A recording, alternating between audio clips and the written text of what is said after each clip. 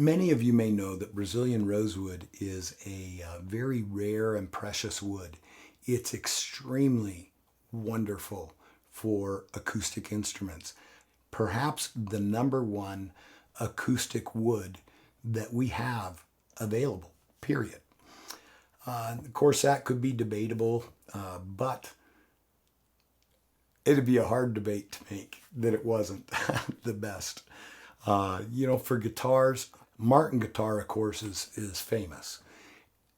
Their pre-World War One or World War II guitars are absolutely historically famous for the sweetness of the sound, for the roundness of the voice, for their projection, and all the beautiful qualities of a fine acoustic instrument. And nearly all of those pre-war guitars were made with back and sides of Brazilian rosewood. And the reason is because of the acoustic signature of that specific rosewood. This is Brazilian Rosewood Burl. A burl is different than regular wood. We'll call it straight grain wood, wood that comes from a trunk or a branch where the grain is relatively straight through the piece, but the burl comes from a growth that happens on the tree. This growth typically happens because of a bacterial infection, perhaps a virus infection or a fungus infection, but most often because of a bacterial infection. You can also have burl growths happen because of some impact in the tree, like it gets hit by another tree hard and it damages the wood in a way that the tree tries to heal that wound by overgrowing that particular area. And so in the tree, the burl is really a chaotic growth of cells. Every cell is trying to become its own tree. Often, like on the Dream Ambonia burl, you see these little eyes. You see some of those in the Brazilian Rosewood Burl too, or these streak lines here. Those streak lines that you see are actually the same eyes, these little dots that you see, but seen from the side rather than from the top. And so it's kind of like every cell trying to grow a new tree. And that massive growth creates in the tree often a kind of a round nodule. Frequently it'll happen down by roots. In fact, redwood trees will reproduce using burls down at the roots, but they can also grow on the trunk or on branches in different areas on the tree as well. So finding a burl on a regular tree, like let's say box elder, is you can find them sometimes. Not on every single tree, but in box elder trees here in Utah, I'd guess that probably maybe 1 in 3 or 1 in 4 box elder trees have some sort of a significant burl growth on them. And it depends on the soil. Here in Utah, the burl growth on a box elder is caused by a very specific bacteria. And so if the bacteria is in the soil, you often will find the burls on the tree. But Brazilian rosewood does not get burls like other trees. Nowhere near the same kind of quantity. Maybe 1 in 20 Brazilian rosewood trees, some other number, some other small percentage of the trees will actually have a burl. And the problem with burls is they're harder to work. They're harder to process. If you're a lumberjack, you're cutting trees and processing trees, you love a tree that's just long and straight and no funky things going on it, because that tree is going to process very easily through the equipment, and you're going to be able to mill it up properly very easily. A burl, on the other hand, is kind of the other side of that. It's where it's more difficult. It just is a lot more difficult to process, even if you're just cutting it on a regular bandsaw. And then working it into a final product is also more difficult because of the chaotic nature of the grain.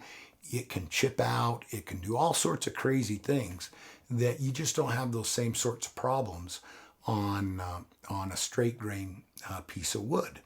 However, when you spend the time and the attention to take that wood that grew through this chaotic nature in the tree and work it lovingly into a final product, you end up with something that's far more beautiful, far more interesting and captivating to the mind and the imagination than a straight grain piece of wood.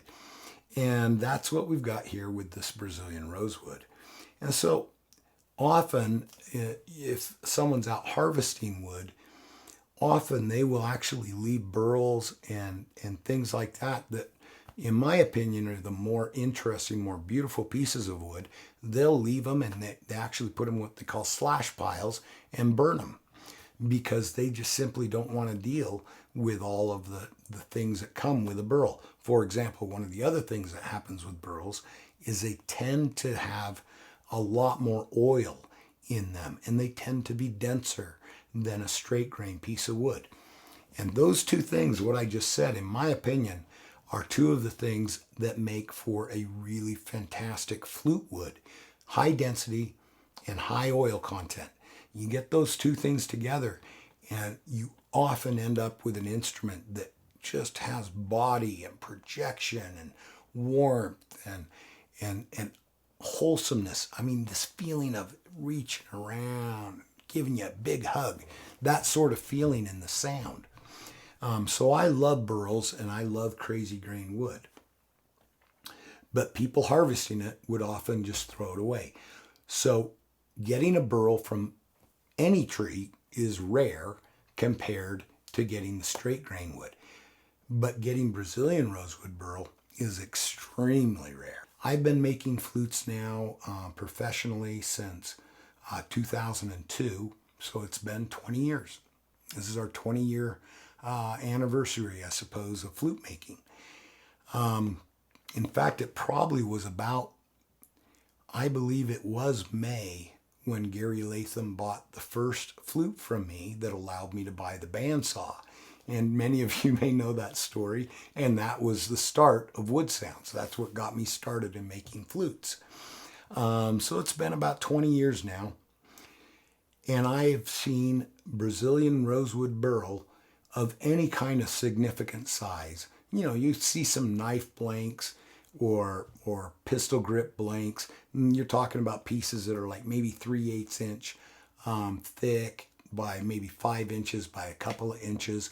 I've seen pieces of wood like that were Brazilian rosewood that had little bits of burl here and there in them. But one time, only once, in all those years, and I have looked, I've spent hours and hours and hours looking. One time have I seen a Brazilian rosewood burl that was enough to make a flute from and was a piece of wood that was burl from one end to the other. The slab that I bought, this piece of wood came from, was about 24 inches in diameter and about 2 inches thick. That piece of wood came from the Dale Nish Hoard, is what I like to call it. You may know that story from previous videos that I've done, but in 2013, Dale Nish passed away. And Dale Nish was a wood collector. He loved amazing woods, and he had an eye for it. He had an eye for selecting the best looking material.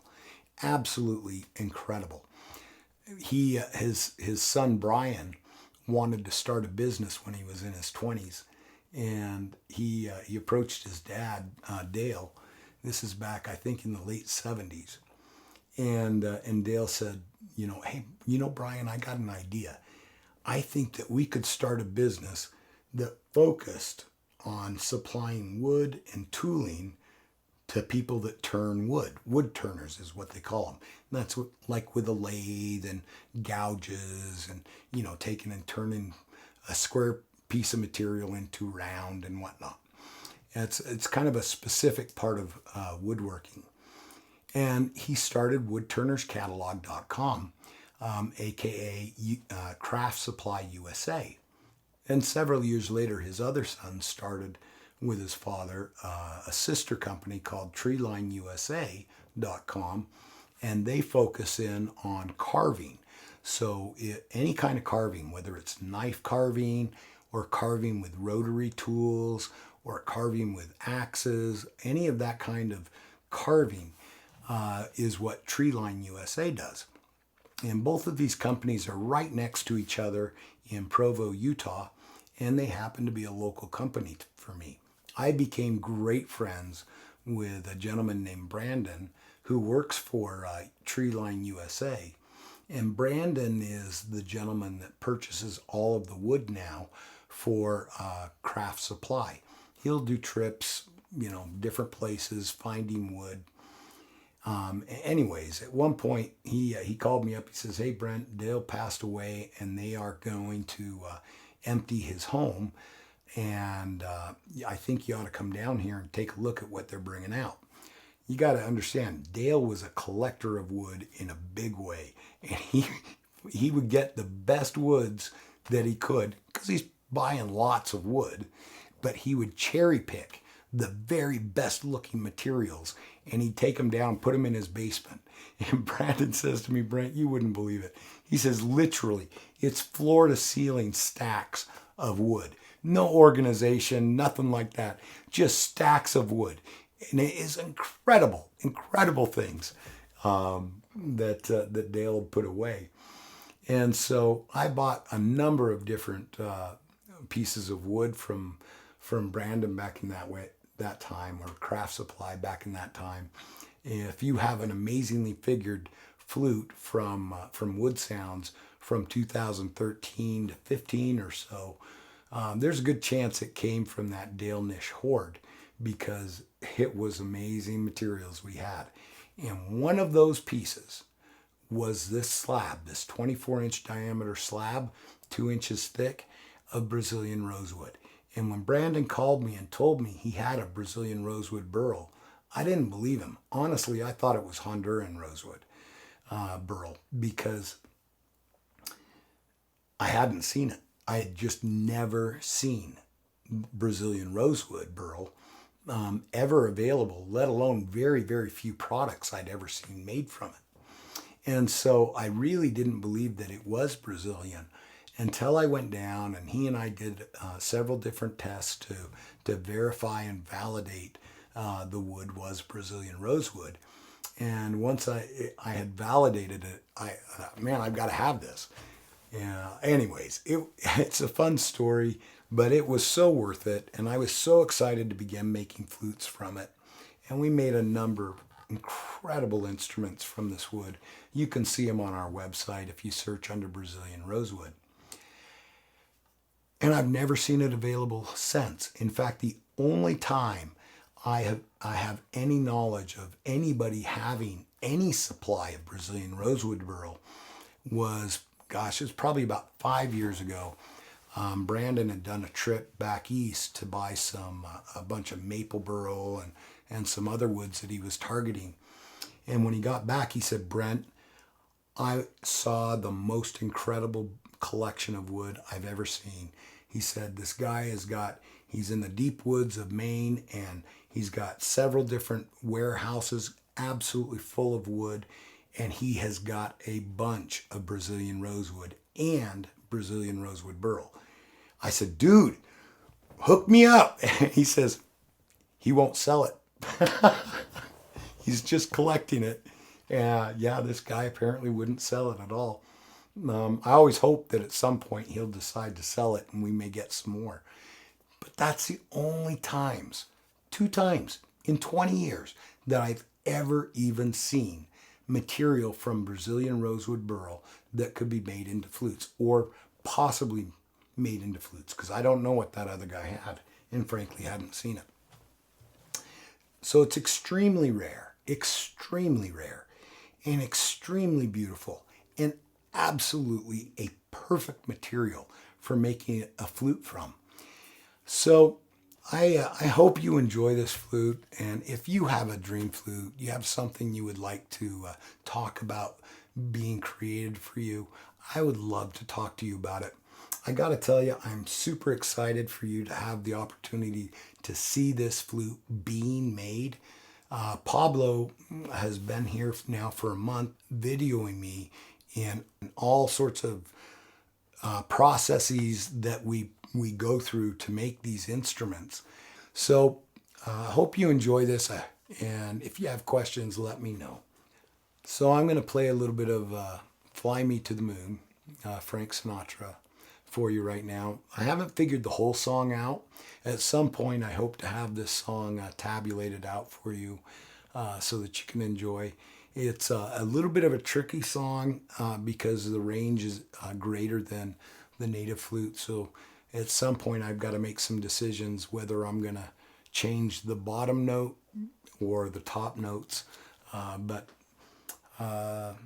this is for my wife.